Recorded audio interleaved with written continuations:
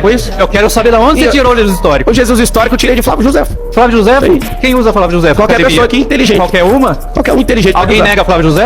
Sei lá. Não sabe? Isso vai mudar. Muitos negam. O problema é de quem nega. Exatamente. Você vai negar sua imagem e semelhança do Flávio Criador. José, qual pergaminho mais antigo? Olha o que você tá negando. Vamos deixar Jesus de Qual lado pergaminho agora. mais antigo, Flávio Vamos José? deixar aqui, ó. Vamos deixar de lado isso aqui. Qual pergaminho mais... Viu aí? Ele colocou o Pablo Marçal no estreito, né? Questionamento sobre Jesus histórico e qual a data do manuscrito de Joséfo, né? Qual o manuscrito mais antigo? Aí ele falou 1000 anos, né? E não é 1000 anos, tá? Os documentos de Joséfo, eles datam do ano 37 ao ano 100. Agora, as cópias, que é o que ele está falando, de fato é isso aí, 940 e alguma coisa, tá? Não é especificamente 1000 anos. E o que acontece? A gente está vendo esses movimentos nascerem mais do que nunca, né? Eles estão assim com toda a potência, com toda a garra, na tentativa de provar que Deus não existe, que Jesus não existe. Isso não é de agora, tá? Isso é antigo. Só que, assim, esses que se intitulam ateus acham que estão ganhando força e que vão vencer o debate. Isso aconteceu no primeiro século, tá? Final do primeiro século, segundo século, terceiro, no sétimo século. Isso aconteceu ali já no final da Idade Média. Isso aconteceu no século XVII. E inúmeros outros momentos da história, isso vem acontecendo.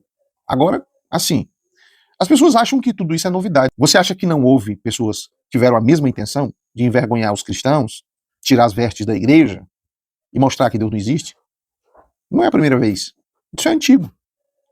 O porém é que muita gente está começando a se posicionar diante disso agora. Se for buscar, por exemplo, a teologia, grande parte de teólogos católicos do século XVII, uma grande quantidade eram ateus. Isso não é de se estranhar, tá? Por quê? Porque nasce esse movimento que tenta, a qualquer custo, provar que Jesus foi um ser humano comum. De onde você descobriu? Qual é a fonte que você tem para poder provar o Jesus histórico? E o Jesus histórico é tirado de onde? Quem estudou sobre o Jesus histórico vai saber. É tirado dos evangelhos, das cartas de Paulo. É tirado do próprio texto que ele acabou de negar, de Joséfo. É tirado de lá. Tácito, Plínio. O Jesus histórico é extraído desses manuscritos, livros apócrifos do Novo Testamento. Então, nós não estamos vendo documentos novos que foram encontrados recentemente e aí descreveram Jesus de uma outra forma. E esses teólogos pegaram essas informações e colocaram no livro. Não, não é nada disso. Não. Qual é a questão?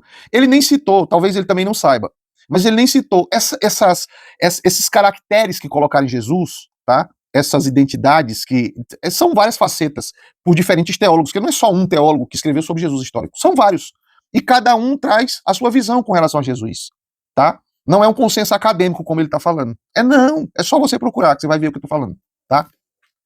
Qual é o grande problema? É que eles não estão em busca da verdade. Eles estão simplesmente tentando, de alguma forma, arrumar uma argumentação que possa envergonhar o cristão. Só isso. Eles não querem saber o que, de fato, o conteúdo sobre Jesus histórico fala. Não, eles pegam algumas falas, alguns textos, para poder citar em debate. Mas eles não têm o conhecimento, de fato, né, dessa construção acerca do Jesus histórico. Pode observar.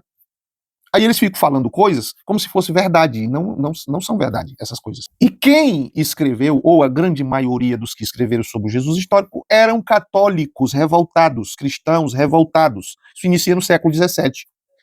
Tem até um dos teólogos que é famoso, que é o Bruno Bauer, que fala, ele inicia, né, essa temática.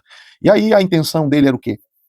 Era envergonhar o cristianismo, porque ele era um cara completamente decepcionado com os pais, que agiram assim de forma truculenta, impondo a religião sobre eles, porque os seus pais eram cristãos, entre aspas, mas que não davam testemunho nenhum. Isso gerou uma revolta e ele passou a ser ateu.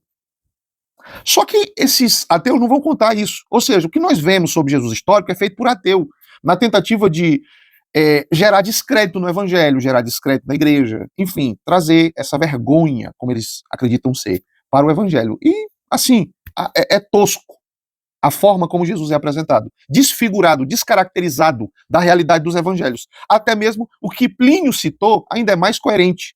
Tácito, o que Tácito citou, é mais coerente. O próprio Joséfo, do que o que é apresentado nesses livros sobre Jesus como personagem histórico. Mas a forma como é narrado dá a entender que não, isso foi uma pesquisa, porque eles queriam descobrir acerca de Jesus, e não é, você vai buscar a fundo, você vai perceber que tudo está em torno de revoltas com o catolicismo, o cristianismo, com a igreja protestante. Está em torno disso, de uma revolta. Somente isso. O tanto é que quando você começa a pesquisar sobre a vida desse pessoal, você vai ver que eles eram ex-católicos ou ex-protestantes. Aí você viu ele ridicularizando o documento que é encontrado, né, o documento que é mencionado de Flávio José, como se não valesse nada. E ainda faz a pergunta, né, qual é a data do manuscrito mais antigo de Flávio José? E ele diz, né, no ano 1000, e a verdade não, 940 e alguma coisa. E não é o manuscrito de Flávio José, pelo amor de Deus. É a cópia do manuscrito. O manuscrito, a datação é de 37 ao ano 100. Agora a cópia é essa data de 900 e alguma coisa. E por que se faz isso? Porque eles não estão em busca da verdade. Eles não querem saber se o debate vai chegar numa conclusão. O que eles querem? Eles querem simplesmente vomitar, melar tudo, para que o cristão saia dali como se tivesse perdido um embate com o ateu. Ou seja, o ateu ganhou e o cristão perdeu. É somente isso. E se você for analisar, as pessoas estão discordando, criticando, negando aquilo que elas não conhecem. Não tiveram nem a preocupação. A maioria religioso frustrado, que não se dedicou a conhecer o que de fato eles afirmavam ser a sua fé. Aí o resultado é o que você está vendo. Muitos desses ateus passaram a ter conhecimento só depois de renegar a fé. Lá no princípio, lá no início, antes de negar a fé, eles não queriam acordo com conhecimento. Eles não queriam acordo com experiência, eles não queriam acordo com relacionamento, como a Bíblia propõe, como a Bíblia apresenta um Deus que se relaciona. Eles não queriam acordo com isso. A maioria, para não dizer quase toda, tentando negar isso, negar aquilo, não aceito isso, não aceito aquilo. Pessoas que não estavam preocupadas em carregar os princípios divinos, mas tinham o seu jeito de caminhar, suas formas de fazer as coisas. A maioria é isso. Outros porque foram influenciados.